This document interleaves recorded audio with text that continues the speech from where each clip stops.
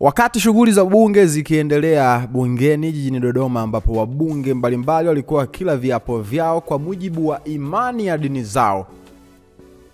Kitu cha kipekee ni jina kubwa la mwanamuziki mashuhuri huyu wa kuitwa Clayton Chipando maarufu kama Baba Levo. Sasa katika kuapa, Baba Levo yeye aliamua kulitaja hilo jina la Baba Levo ambalo Watanzania wengi wanamjua. Jambo lililomuibua speaker kumwambia kwamba bwana hebu rudia bana kuapa jina lako ambalo linapatikana kwenye vyeti vyako halali kabisa, jina ambalo umebatizwa kwa sababu wewe ni Mkristo.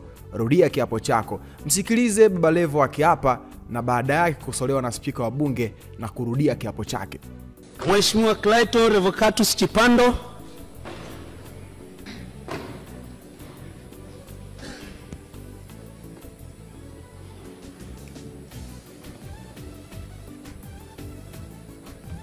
mimi Clayton Revocatus Chipando Baba Levo naapa kwamba nitakuwa mwaminifu kwa Jamhuri ya Muungano wa Tanzania na kuitumikia kwa moyo wangu wote, na kwamba nitahifadhi, nitalinda na kuitetea Katiba ya Jamhuri ya Muungano wa Tanzania kwa mujibu wa sheria iliyowekwa.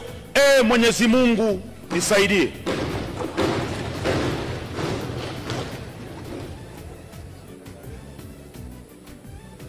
Mimi Clayton Revocatus Chipando Baba Levo kwa heshima kubwa naahidi. Mheshimiwa, soma jina lako sahihi.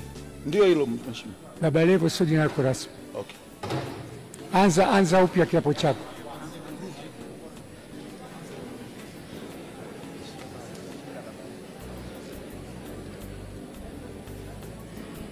Mimi Clayton Revocatus Chipando naapa kwamba nitakuwa mwaminifu kwa Jamhuri ya Muungano wa Tanzania na kuitumikia kwa moyo wangu wote, na kwamba nitahifadhi, nitalinda na kutetea Katiba ya Jamhuri ya Muungano wa Tanzania kwa mujibu wa sheria iliyowekwa. Mwenyezi Mungu nisaidie.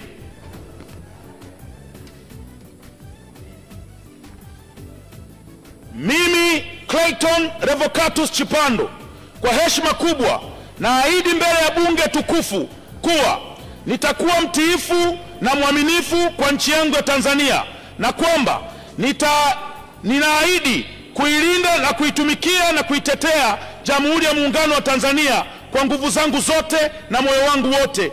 Mwenyezi Mungu nisaidie. Mheshimiwa Condesta Michael Sichalwe.